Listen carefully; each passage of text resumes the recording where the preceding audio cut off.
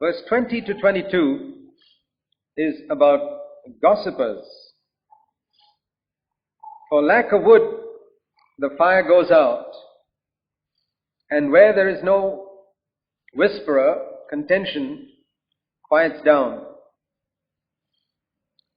Or as the Good News Bible says, without wood, a fire goes out. Without gossip, quarreling stops. Charcoal keeps the embers glowing. Wood keeps the fire burning. And troublemakers keep arguments alive. And verse 22, gossip is so tasty. How we love to swallow it. Is there anyone who can say that gossip is not tasty? It is. It is tasty to the flesh to hear something about someone else, like they say, juicy news about so-and-so. And there is an itch, a desire in our flesh to hear it. And there are people who are specialists in provoking that itch to say, I've got some juicy news about someone, and then act as though they're not going to say it till all this itch gets worked up, and then we are eager to hear it and receive it. Gossipers are specialists in, whetting a person's appetite to receive this gossip because it is tasty. And when we realize it, and we see that it is contrary to the law of love, we are to refuse it.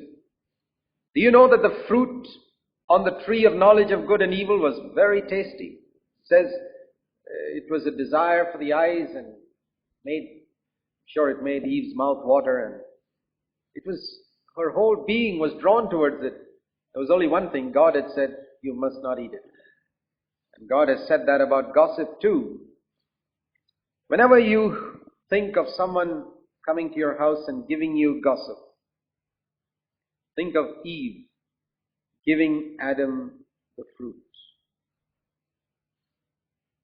To listen is to take it and eat it. You didn't pluck it off the tree yourself. No, that Eve did. She's the gossiper. But you receive it. And if we can only keep this picture in our mind every time someone comes and brings a bit of gossip to us, that I'm not like Eve plucking off the tree, but I am like Adam receiving and enjoying it. Yeah, we have to see that in my flesh, in all of us, our flesh is the same. That we have to say, Lord, my flesh loves to hear gossip. Unless I'm willing to say that first and be honest, I will never get victory over it. I have to say, Lord, my flesh loves to hear gossip. My flesh loves to eat of that tree which you have forbidden. But you have said no, therefore I put it to death. And I want to see that my heart's not interested in it, even if my flesh is. I want to keep my heart pure. Verse 20 to 22 says that a gossiper is exactly like wood in the fire. If you want the fire to go down and die, the only way is to make sure you pull out the wood. If you keep the wood there and put more wood in, it's just going to keep on burning. And so we have to be careful that we don't encourage people coming and adding wood in the fire in our homes. Verse 23, the Good News Bible, it says, insincere talk that hides what you are really thinking.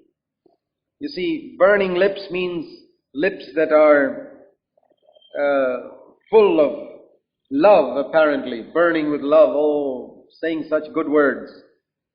But inside there's a sort of a hatred, insincere talk that hides what you're really thinking is like a fine glaze, silver glaze on a cheap clay pot. Yeah? There is plenty of scope there for all of us to cleanse ourselves, because as the children of Adam, we have learned to grow up to be diplomatic, to say a lot of things which are not really true. And now we come to see the new and living way. We are to cleanse our speech from all this insincerity that is just like a silver gloss on top of an earthen vessel.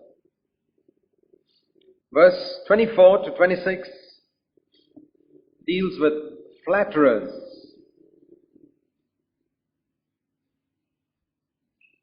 He who hates disguises it with his lips, but he lays up deceit in his heart. A hypocrite hides his hate behind flattering words. They may sound fine, but don't believe him, because his heart is filled to the brim with hate. He may disguise his hatred, but finally everyone will see the evil things that he does. And so we see here that flattery is something which we have to beware of. Whenever you find someone praising you a bit too much, you can think of these verses and think there is something dangerous here. Why is he saying so many nice things to me? Maybe he's not saying so many nice things about me behind my back, and that's why he's saying so many nice things to my face. We're not to be deceived. Jesus said, be shrewd as serpents, and don't be deceived by all the nice things that people come to you and say to you. The chances are they don't say such things behind your back. A person who comes and rebukes you and tells you to your face what he thinks of you is someone who is at least honest. And it's far better to keep a relationship with such people than with people who just say a lot of nice things, because underneath it can be a cover for something, for an insincere, unloving attitude towards you. Verse 27, he who digs a pit will fall into it. He who rolls a stone, it'll come back on him, as the Good News Bible says. People who set traps for others will get caught themselves. People who start landslides will get crushed themselves. We can see that this is what the New Testament says when it says you have to reap what you sow. We thought of Haman, who prepared a gallows for Mordecai and finally hung on it himself. And this is a law of God, that ultimately we will reap what we sow. That we cannot escape it. If not in this life, then finally when we finish this life. But there cannot be an escaping of this law, that we reap what we sow. If we have done something with an insincere attitude towards someone else, it says here, one day it will come back on you. You start a landslide, for example. How can we start a landslide? You start something, talking about something or some person, and it multiplies and finally it boomerangs back on you. Those who start landslides finally get crushed under it themselves. And when we do get crushed under some landslide, it's good for us to ask ourselves, have I done that? Am I just reaping what I have sown? We sow the wind and we reap the whirlwind. The trouble with a lot of believers is when they begin to reap the whirlwind, they get all upset with people and they don't sit down and think, maybe I'm only reaping what I have sown. Why should I get upset with God or with other human beings? I'm only reaping what I have sown. Therefore, we need to be careful that we ourselves don't dig pits for anyone or roll stones down on anyone, usually with our tongues. Verse 28, a lying tongue hates those it crushes, and a flattering mouth works ruin. Flattery, the Living Bible says, is a form of hatred and wounds cruelly. Flattery is a form of hatred. Let none of us be ever guilty of that form of hatred called flattery.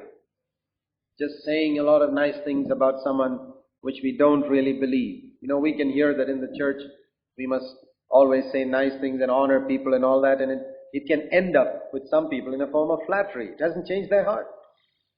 We must only speak what's in our heart. If it's not in our heart, it's far better we don't say it. Otherwise it becomes flattery, which is an evil. And if you're really wise, you will beware of a flatterer. You'll beware of a person who just says a lot of nice things. See, that's the stupidity of the world. The world is stupid in the sense that it appreciates those who say nice things about them and gets terribly offended with those who rebuke them or correct them. But if we belong to the Lord, we're disciples of the Lord, it's going to be the other way around. We'll beware of those who just say a lot of nice things to us and flatter us. We'll cling close to those who love us enough to correct us and tell us the truth about ourselves, as we shall see in the next chapter, further down in chapter 27.